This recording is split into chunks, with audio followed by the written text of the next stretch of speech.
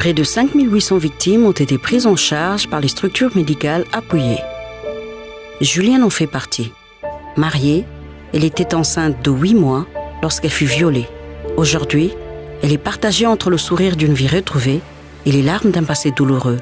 Elle a perdu son mariage et ne pourra plus jamais concevoir. J'étais enceinte de 8 mois.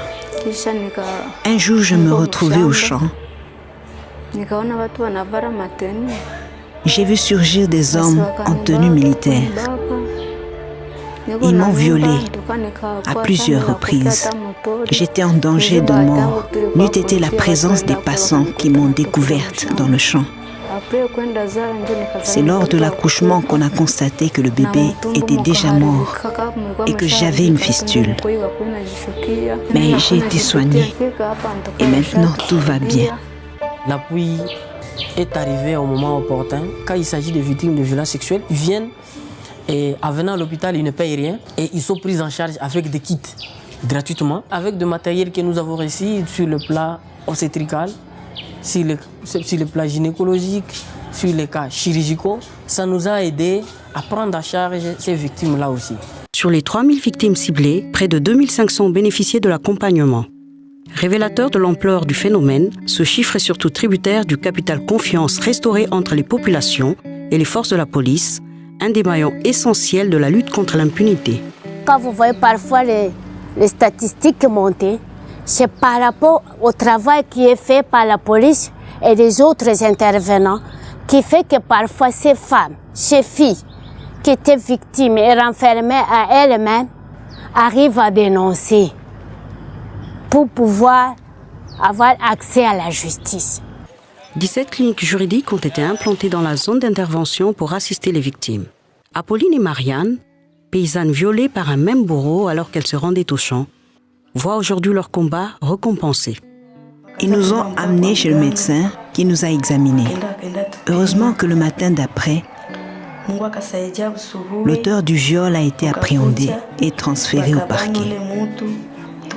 Il nous avait alors donné un avocat bénévole qui nous a bien défendus.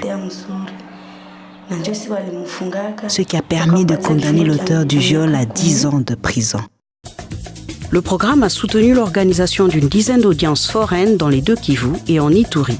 Près de 800 décisions judiciaires ont été rendues, dont plus de 80% de condamnations contre 20% d'acquittement. Des décisions qui ont eu de l'effet dans les rangs des forces de sécurité et groupes armés.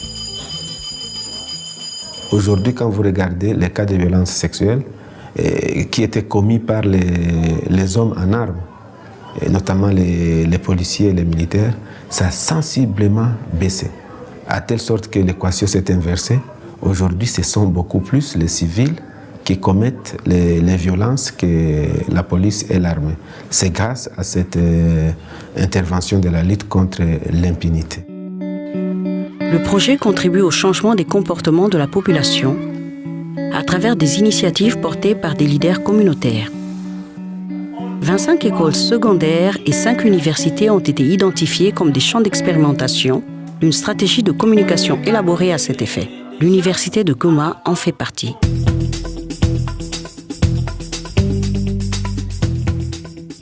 Auparavant, les étudiantes connaissaient ce genre de difficultés. Une fille pouvait être menacée ou même agressée par un enseignant. Elle ne savait pas où elle pouvait s'orienter pour dénoncer cela.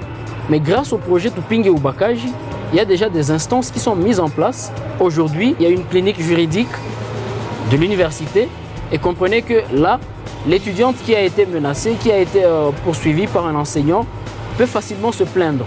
Et quand elle se plaint, le comité de gestion prend en charge la question. La zone de mise en œuvre du programme à l'est de la République démocratique du Congo est en effet vaste. Elle s'étend des provinces des Kivu à l'Ituri. L'absence d'infrastructures routières adéquates ainsi que l'insécurité qui gangrène la région ne facilitent pas l'accès des victimes à l'ensemble des services qui leur sont proposés pour une prise en charge optimale.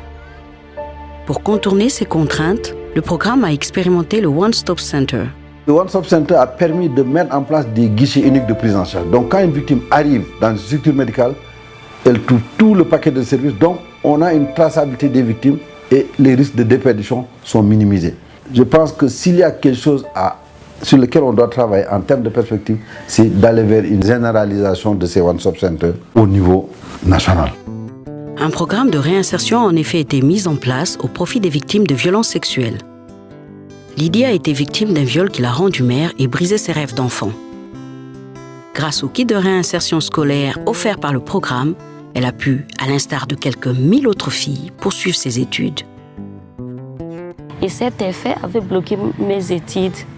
Mais arrivé ici, lorsque les gens de PNUD m'ont récupéré, ils m'ont fait rentrer à l'école où j'ai étudié et j'ai obtenu mon diplôme. En cours de mise en œuvre, lors des missions de suivi sur le terrain, on s'est rendu compte qu'il y avait un nombre très important d'enfants victimes de violences sexuelles. Donc du coup, on a essayé de mettre en place un paquet de services pour la réinsertion scolaire. Et ça a permis de sauver la vie à beaucoup d'enfants.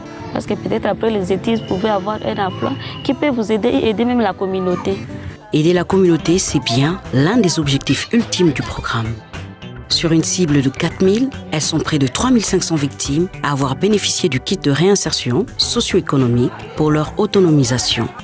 Auparavant, la situation était difficile avec des femmes qui ne pouvaient pas se prendre en charge. Grâce au projet de réinsertion, chaque femme a reçu un kit de réinsertion. Aujourd'hui, les femmes apprennent à tresser les paniers et les vendent à $5 la pièce. Les revenus ainsi générés permettent aux femmes de se prendre en charge, nourrir leur famille, soigner et faire étudier leurs enfants. C'est grâce à cette activité génératrice de revenus que la vie est possible.